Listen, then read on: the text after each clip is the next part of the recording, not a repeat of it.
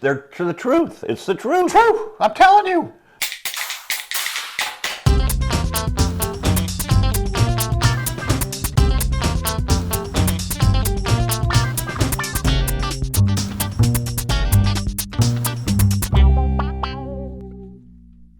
Hey, before we go, I want to get your opinion on something. There's a household point of contention that we have going on. Household point of contention, folks. And that is that I like to drive in flip-flops.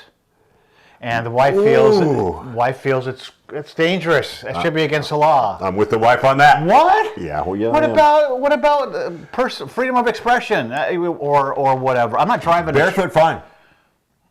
Oh, but thongs I cannot wear. If you run into a situation and your thong is caught behind, behind the brake, did she say the same thing? Yeah. And you can't get it. It could cost somebody's life someday. I'm not driving. But you had a ham sandwich. I'm not driving a big rig and muscling the heavy clutch. You're right. A BMW going 50 it could cause no damage. First of all, I don't know what kind of car I have, but it's a small SUV, and it seems perfectly sedate and fine to me. Anyway, so we're having a bit of détente in the house. No one détente. Is that an argument or is that like a brisk discussion? No, we've agreed to disagree, and it's been we don't discuss it anymore. Pretend it's not there. Détente. We want détente. It's like the Democrats and the southern border. They pretend it's not there. They just don't. They don't even know what's going on. Did you hear, Tim? Okay.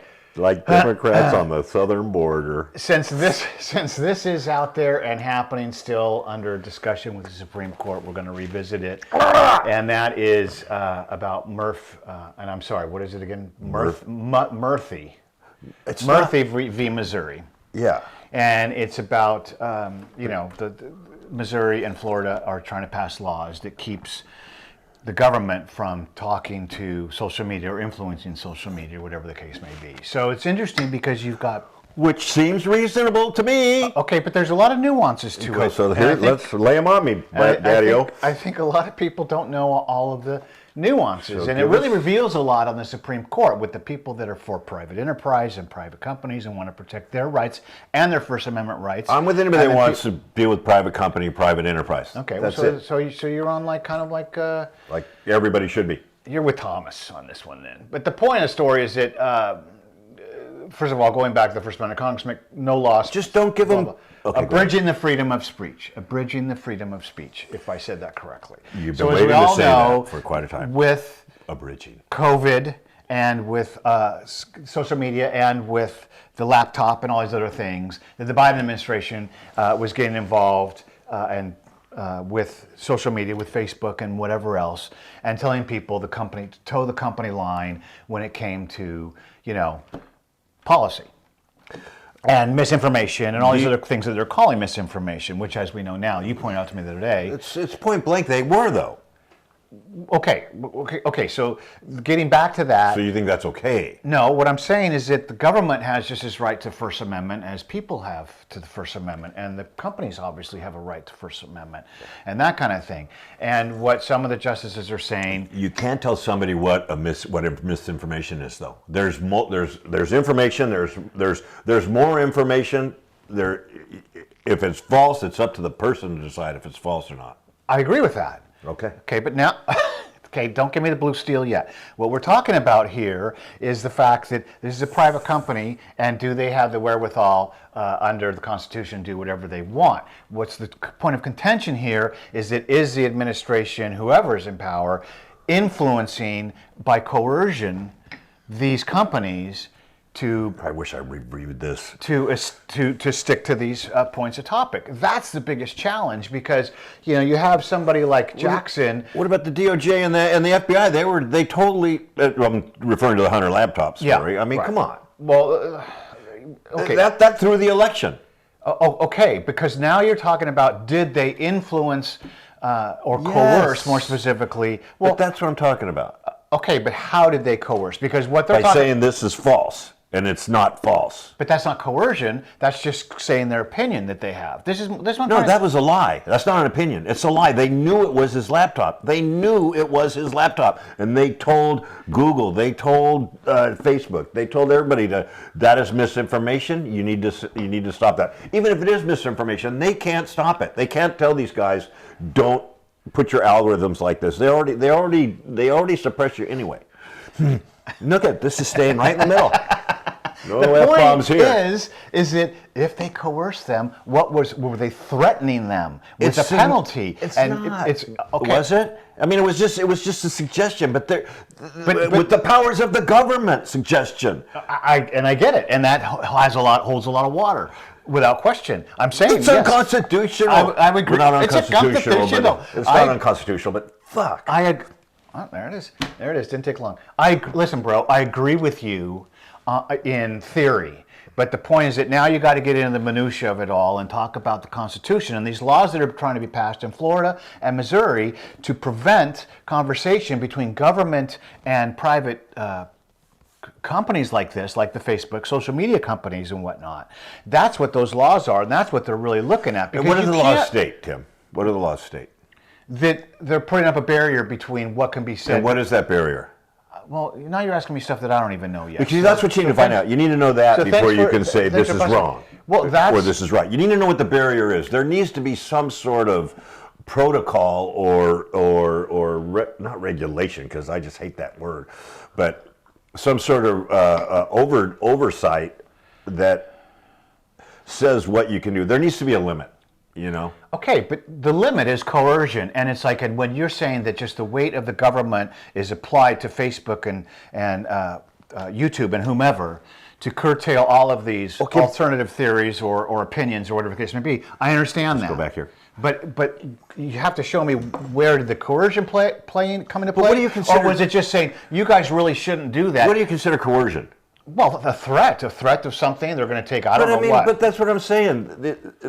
Using going back to the Hunter laptop theory or synonym or whatever it was.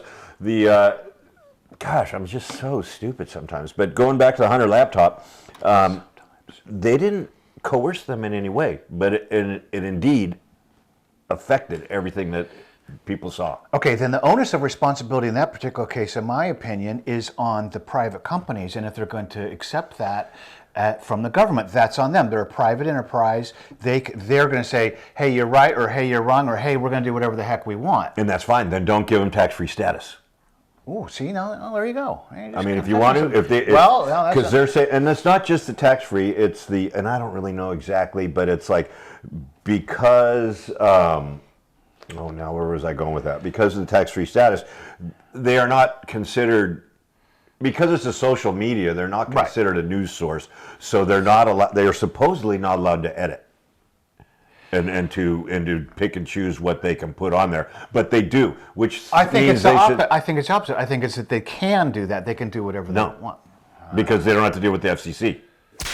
Oh, I see. Yeah, okay. They should be categorized as news rather than social media. I got you. Okay, good point. Because if they're editing anyway, so you're really aligned with Thomas and Alito on this, because they're very concerned about any kind of involvement with that. And then you have Kavanaugh, who's a little bit, and Roberts, who are more concerned with the fact that this is a private company and we should be hands off because they have whatever rights they have, First Amendment rights, whatever. Disregarding what you're right. What you said. Then you have Jackson, who pops off and was concerned about the fact that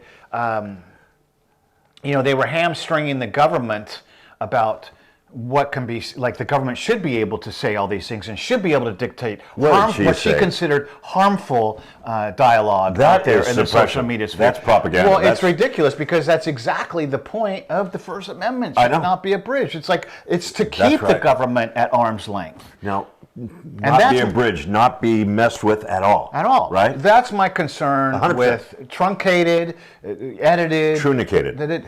Or truncated. Truncated. What's a trunicate? Something you put on your arm and tighten it tight. Anyway, the point is that it got into this Twitter thing, which I think Elon even got. I can't remember who got involved with it, but it's like, that's exactly the point. And this is a Supreme Court justice who's talking about that the government should be able to tell these private companies what they can and cannot post And that's based on what they misinformation. consider to be harmful. And that's misinformation. It's insane. But It's like the whole idea is for us to be able to disseminate all kinds of different opinions. Of course, I always go back to COVID. I wish I could speak like you. You always go back to the Hunter laptop. But and it's like we should be able. Okay, COVID. Let's go to COVID. Let's That's go what I'm to the global warming. They do it with all these. I just use Hunter laptop as an example.